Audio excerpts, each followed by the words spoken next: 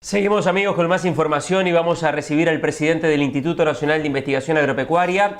Vamos a recibir al ingeniero Álvaro Roel. Vamos a hablar de Línea, que indudablemente es una institución muy importante para todo el sector agropecuario. Recién conversábamos fuera de micrófonos de la cantidad de rubros que abarca el Instituto Nacional de Investigación Agropecuaria. Podríamos decir, Álvaro, que dentro de lo que es el desarrollo de investigación están comprendidos prácticamente que todos los rubros. ¿Qué tal? Buenos días. Buenos días, un gusto estar en tu programa y sí, tal cual, están comprometidos todos, están comprendidos todos los rubros.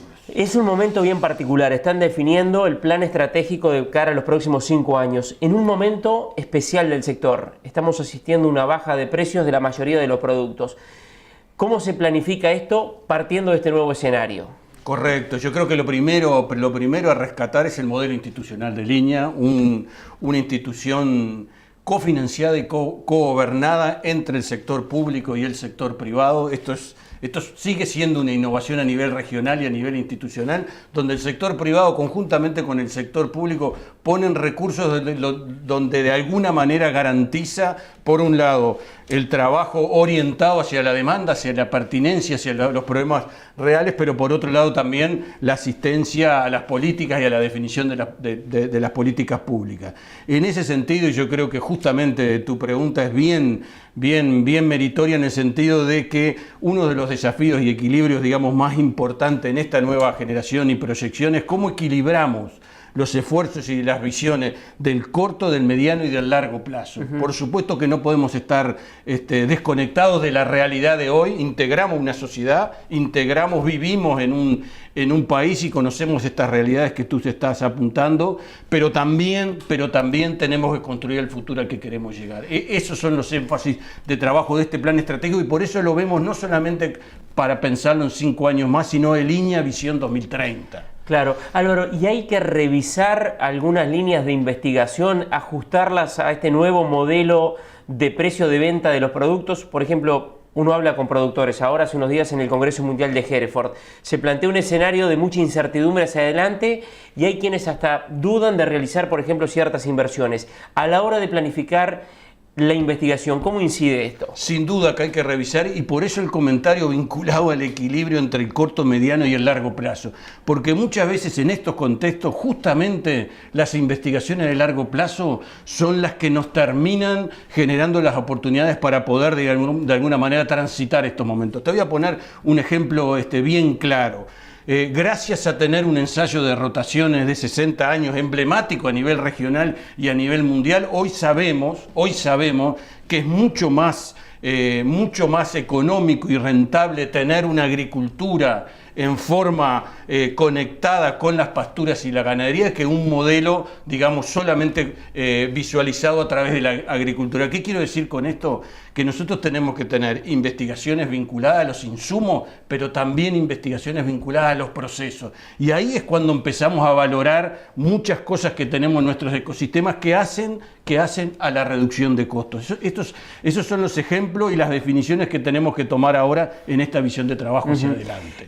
Eso pensando en un largo o un mediano plazo. Y ahora en el corto, por ejemplo, hay una lechería que está muy afectada en los números, una agricultura que ya no tiene más una soja a $500, la carne que también ha comenzado a presentar algunas dificultades con un precio promedio que bajó un 10%. ¿El corto cómo se enfrenta? El corto se enfrenta transfiriendo y comunicando la generación de conocimiento logrado. Hay un montón de información y una oportunidad de trasladar mucho más el conocimiento generado. Nosotros tuvimos una estrategia en ese sentido, no estamos convencidos totalmente de la misma, pensamos que la tenemos que cambiar y en esto la definición es hacer con otros, hacer conectados con el resto de la institucionalidad, ya sea vinculado a la transferencia como también vinculado hacia la generación de conocimiento. ¿Hay una especie, digamos, de mea culpa o de autocrítica con respecto a lo que ha sido el tema de transferencia de tecnología? Yo creo que sí, yo creo que sobre todo en el sector ganadero, si uno ve los datos experimentales, los datos incluso de brecha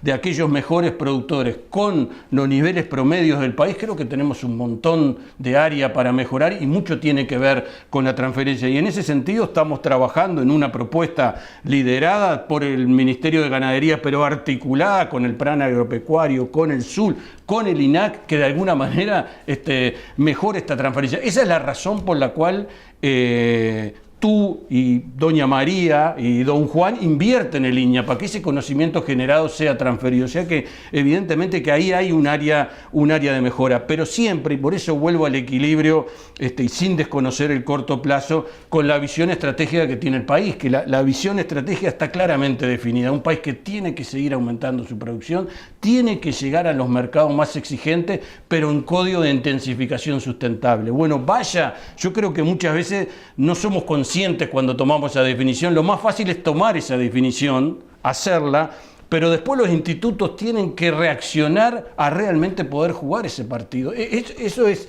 jugar en las ligas grandes, ¿no? Jugar en las mayores ligas, apuntar a aquellos sectores en el mundo más exigentes que realmente demandan alimentos confiables.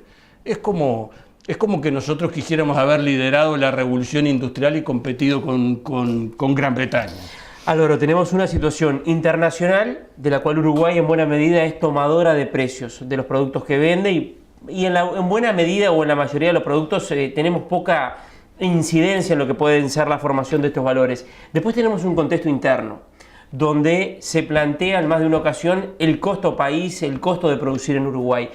¿Cuánto incide el tema interno del contexto local a la hora de planificar y de desarrollar esas tecnologías en las cuales trabaja Línea? No podemos ser ajenos a esos contextos.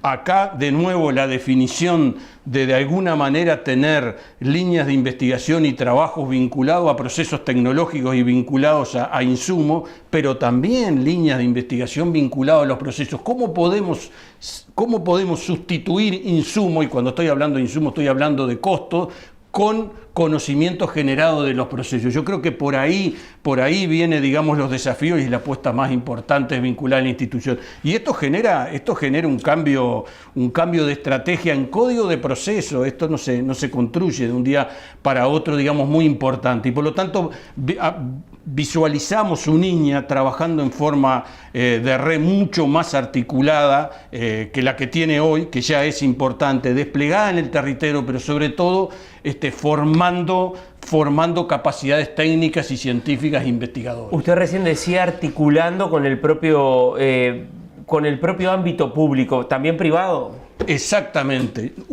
Hoy alguien como yo, que estoy liderando desde el punto de vista de la visión política, el 70% del tiempo lo hacemos hablando con las otras instituciones, tanto del sector público como del sector privado.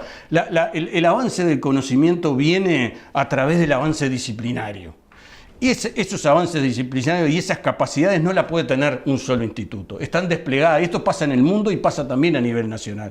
Por lo tanto, si realmente queremos mover la aguja, uno de los trabajos importantes es articular esa capacidad, tanto en el sector privado como en el sector público. Si necesitamos un virólogo, ese virólogo lo podrá tener la Universidad de la República, lo podrá tener el LATU o lo podrá tener un laboratorio privado a nivel nacional con el cual es la voluntad de generar la nueva cartera de proyectos del instituto. Roel, ¿para dentro de cuánto se termina este plan estratégico de cara a los próximos 5 años? Si realmente validamos y honramos esta visión que estoy comentando, esto lo tenemos que ver en un código de procesos de construir estas redes. Esto es central, y yo quiero ser bien honesto con esto, nosotros no vamos a llegar al mes que viene o a mitad de año diciendo esta es la nueva cartera, pero este es el proceso que nos estamos dando para poder, digamos, no solamente trabajar nosotros, sino trabajar con otros. Ese es el mandato que tenemos a nivel institucional de ser muchas veces el nodo de la red que tenemos que liderar, pero otras veces inyectar recursos para que otros puedan hacer. Recién hablábamos del tema financiero, de la realidad que hoy tiene el sector. INIA, como usted bien decía, se financia una parte por lo que se genera por concepto de facturación del propio sector agropecuario y una contrapartida de rentas generales.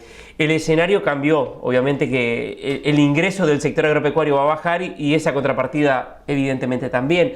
¿Cómo se ve el panorama hacia adelante financieramente para Línea? Sin duda que no lo podemos desconocer, lo monitoreamos, yo diría, en forma semanal, pero lo importante es que hoy el INEA tiene los recursos y tiene capacidad anticíclica, digamos, de alguna manera, para poder diseñar, soñar los mejores proyectos. Hay recursos guardados de la mejor época. Exactamente, de manera de poder. Hoy no tenemos una limitante en ese sentido, lo que no quiere decir que no hay que salir a pelear este modelo todos los días, ¿no? Y yo creo que esa es la mejor manera de avanzar. En definitiva, ese es el modelo de línea. Las mismas situaciones por las que pasa el productor, también nosotros las debemos de pasar a nivel de la institución, pero reitero, hoy no tenemos limitante desde el punto de vista de la capacidad de diseñar la mejor estrategia y la mejor cartera de proyectos. No quiere decir que no debamos de seguir la situación en forma permanente. Ingeniero Álvaro Roel, presidente de INEA, muchas gracias. Un gusto estar en tu programa.